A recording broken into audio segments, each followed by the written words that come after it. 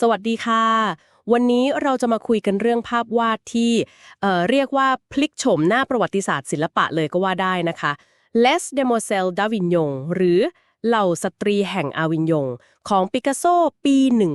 1907ครับผมภาพนี้สำคัญมากจริงค่ะ เราจะมาดูกันว่าทำไมภาพนี้ถึงสร้างทั้งความตกตะลึงแล้วก็กลายเป็นจุดเริ่มต้นของคิวบิซึมไปได้นะคะ ๆครับมาเจาะลึกกันเริ่มกันที่ช่วงเวลาสร้างก่อนนะคะ ปี 1907 ที่ปารีส ตอนนั้นปิกัสโซเขากำลังเหมือนกับค้นหาตัวเองอยู่หรือเปล่าคะ หลังยุคสีน้ำเงินยุคสีชมพู ใช่ครับเป็นช่วงเปลี่ยนผ่านสำคัญเลยเขากำลังหาอะไรใหม่ๆที่มันจะฉีกออกไปจากเดิมมากแล้วก็ได้แรงบันดาลใจจากหลายที่เลยใช่ไหมคะ ทั้งศิลปะไอเบเรีย ศิลปะแอฟริกัน ๆครับแล้วก็งานของเซซานด้วย เรื่องการมองวัตถุหลายๆมุม อ๋อ ค่ะแต่วันปิกัสโซจะเอามาแล้วก็ผลักมันไปไกลกว่าเดิมอีกนะคะ ถูกต้องครับไม่ใช่แค่รับอิทธิพลเฉยๆแต่คือการเอามาสังเคราะห์ใหม่หมดเลย สร้างเป็นสไตล์ของตัวเองที่ไม่เคยมีใครทำมาก่อน ต้องการสร้างอะไรที่มันดิบๆทรงพลัง ครับแล้วก็ว่ากันว่าส่วนหนึ่งก็เพราะอยากจะแข่งขันกับมาติสด้วยนะศิลปินอีกคนที่ดังมากๆตอนนั้นอ๋อ เป็นการประกาศศักดาทางศิลปะ ประมาณนั้นเลยครับแล้วชื่อภาพนี่ตอนแรกก็ไม่ใช่ชื่อนี้ด้วยใช่ไหมคะ เหล่าสตรีแห่งอวินยงเนี่ย ไม่ใช่ครับเดิมทีปิกัสโซตั้งใจจะใช้ชื่อ Le Bordel d'Avignon อือหือแปลตรงๆเลยคือซ่องโสเภณีที่อวินยง ใช่ครับสะท้อนภาพผู้หญิง5คนในซ่อง แต่เพื่อนก็แนะนำให้เปลี่ยนเป็นชื่อปัจจุบัน มันฟังดูนุ่มนวลกว่าแต่ถึงเปลี่ยนชื่อแล้วพอเพื่อนๆศิลปินเห็นครั้งแรกนี่ก็ยังช็อกอยู่ดี ช็อกหนักไหมครับ ทั้งบรักทั้งมาติสนี่คือแบบงงไปเลย ไม่เข้าใจอย่างแรง ว่ากันว่าบางคนพูดเหมือนปิกัสโซกินน้ำมันก๊าซแล้วพ่นไฟออกมา โห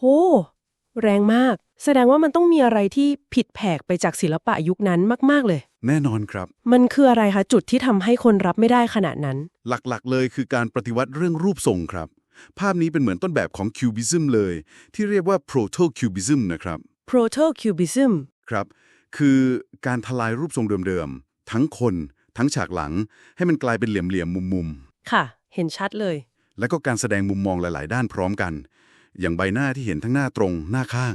ทำให้มันดูบิดเบี้ยวไปหมด ลดทอนรายละเอียดเหลือแต่รูปทรงเรขาคณิต ใช่ครับ แล้วที่สำคัญคือภาพมันดูแบน ไม่มีความลึกแบบที่เคยทำกันมา เหมือนทุกอย่างถูกอัดอยู่บนระนาบเดียว การที่ภาพมันดูแบนๆเนี่ยมันส่งผลยังไงกับการดูภาพค่ะ มันท้าทายคนดูโดยตรงเลยครับ แทนที่จะมองเข้าไปในภาพเหมือนมองผ่านหน้าต่าง ภาพนี้มันเหมือนผลักเราออกมา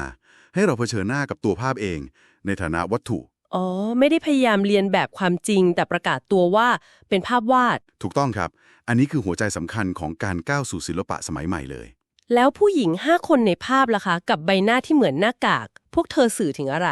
คือพวกเธอไม่ได้ดูเป็นภาพนูดสวยงามตามประเพณีเลยนะครับ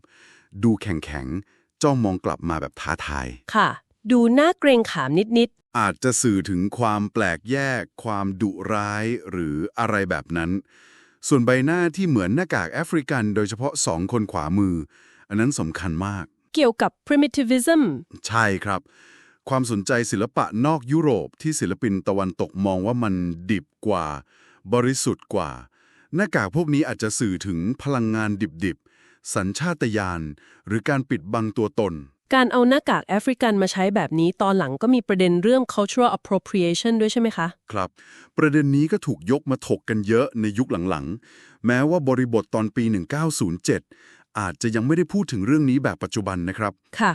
คือการหยิบยืมรูปแบบจากวัฒนธรรมอื่นมาใช้ โดยอาจจะไม่ได้เข้าใจบริบทดั้งเดิมทั้งหมด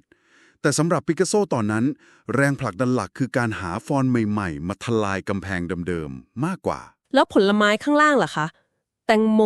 องุ่น อ้ออันนั้นก็มักจะตีความว่าเป็นสัญลักษณ์เรื่องความปรารถนา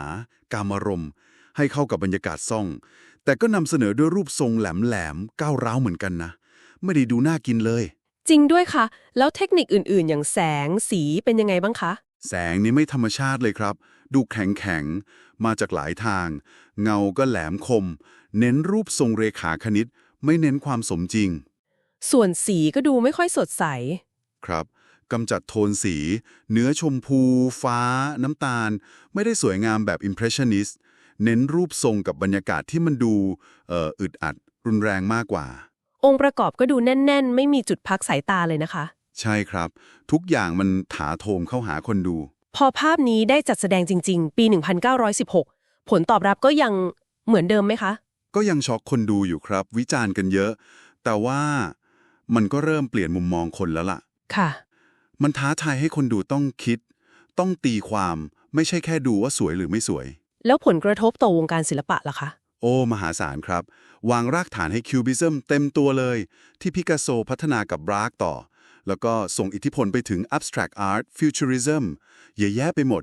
ตอกย้ำว่าพิกัสโซเนี่ยแหละ คือผู้ปฏิวัติวงการตัวจริง ถือเป็นจุดเปลี่ยนที่สำคัญมากๆจริงๆค่ะ แน่นอนครับ Les Demoiselles d'Avignon นี่ไม่ใช่แค่ภาพวาดธรรมดา มันเหมือนคำประกาศอิสรภาพทางศิลปะ ท้าทายทุกกฎเกณฑ์เดิมๆ ผสมผสานแรงบันดาลใจต่างๆ อย่างกล้าหาญ แล้วก็เปิดทางให้ศิลปะสมัยใหม่ไต่ต่อได้ อืม การตีความภาพนี้ก็คงไม่มีวันจบสิ้นนะคะ การที่ปิกัสโซเลือกใช้รูปทรงบิดเบี้ยว หน้ากาก ความรุนแรงทางสายตา มาพูดเรื่องเพศ อำนาจ หรือความเป็นอื่น มันอาจจะยังสะท้อนหรือตั้งคำถามกับเรื่องพวกนี้ในสังคมเราทุกวันนี้ได้เหมือนกันนะคะ ครับ เป็นประเด็นที่น่าสนใจให้เราได้คิดต่อกันไปครับ